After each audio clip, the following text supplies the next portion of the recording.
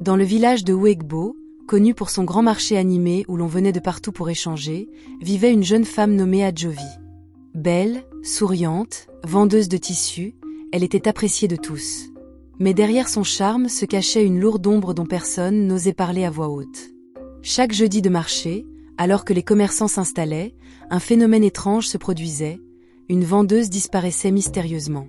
Parfois, c'était une marchande d'huile, parfois une vieille femme qui vendait du maïs, parfois une jeune fille venue vendre ses beignets. On ne retrouvait jamais leur corps. Juste leurs marchandises renversées, et une odeur étrange de sang mêlé à de la cendre noire. Les anciens du village disaient que ce malheur était lié à une malédiction ancienne, mais nul n'avait de preuves. Peu à peu, des regards se tournaient vers Adjovi. On remarquait qu'après chaque disparition, son commerce prospérait davantage. Ses tissus semblaient toujours plus beaux, plus chers, comme si elle recevait une bénédiction invisible. Une nuit, Aoun, un jeune chasseur curieux, décida de la suivre discrètement. À la tombée de la nuit, Adjovi quitta sa maison avec un panier vide et se dirigea vers la forêt sacrée de Togodo, interdite aux habitants depuis des générations. Aoun, armé de son arc, la suivit à distance. Et là, il vit quelque chose qui glaça son sang. Adjovi posa son panier au sol. Elle sortit un petit pot d'argile rempli de sang séché, puis traça des signes au sol. Des flammes bleues jaillirent du cercle, et un vieillard monstrueux, le visage couvert de cicatrices, apparut. C'était Agbessi, un ancien prêtre fétiche transformé en esprit dévoreur d'âmes. Adjovi s'agenouilla et lui parla. « Maître, j'ai apporté encore une vie comme convenu.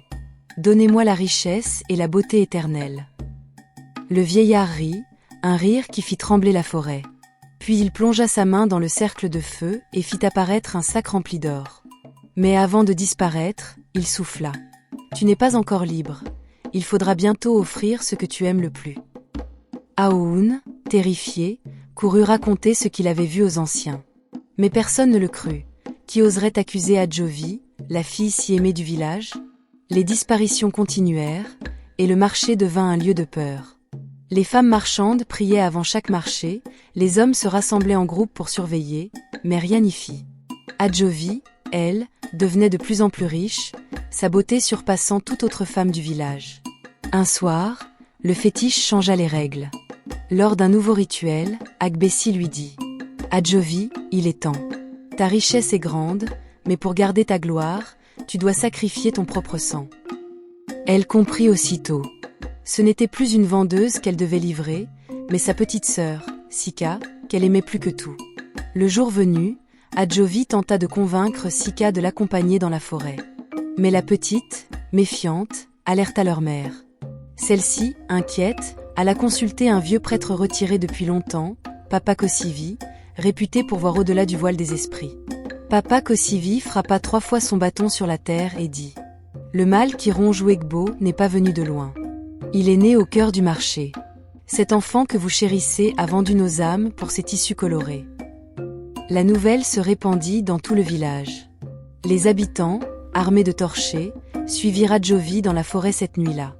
Ils virent de leurs propres yeux le cercle de feu, l'esprit Agbessi, et Adjovi prête à pousser sa sœur dans les flammes.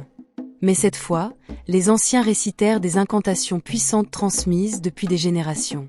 Le cercle s'inversa, et au lieu d'engloutir Sika, ce fut Adjovi qui fut aspiré, son cri résonnant longtemps dans la forêt. Depuis ce jour, plus aucune marchande ne disparut. Mais dans la forêt sacrée, certains disent qu'on entend encore, les nuits de pleine lune, la voix d'Adjovi appelant sa sœur. Les anciens répétèrent alors la leçon à tout le village. La richesse obtenue par le sang finit toujours par engloutir celui qui la recherche. La forêt prend toujours ce qui lui revient. Merci d'avoir suivi cette histoire.